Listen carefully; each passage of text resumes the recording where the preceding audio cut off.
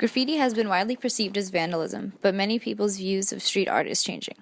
Graffiti is an artistic expression that often raises subjects of social and political issues.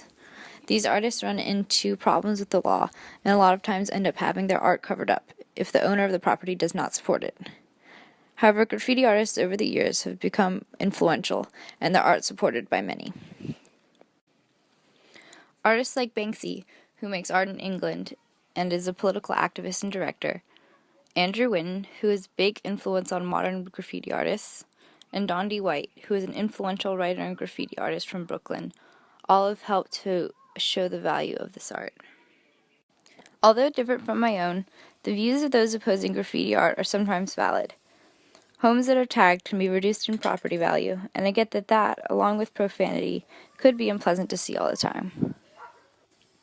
However, I believe these artists need an outlet, and there should be a space provided for them. If these artists don't have a place to work, they will vandalize, and may be taken away from their families and put in jail. We believe this is the wrong way to deal with the issue.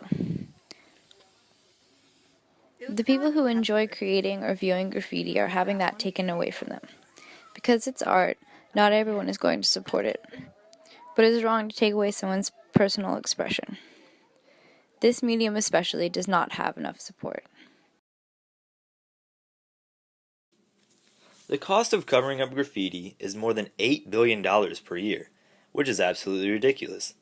More of this money can be spent in much needed places, for instance, schools, education, and other community improvements.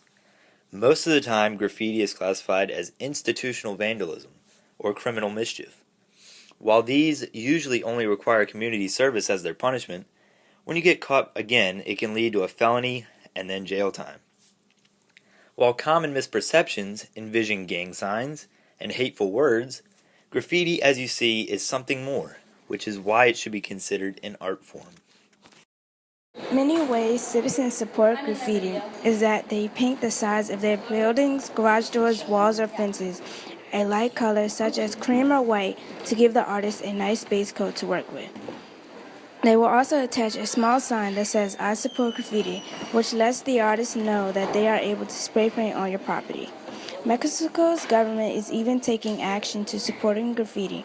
The government wants to help brighten up the capital's public places, and the local police unit is finding free spaces for the graffiti artists to create their art.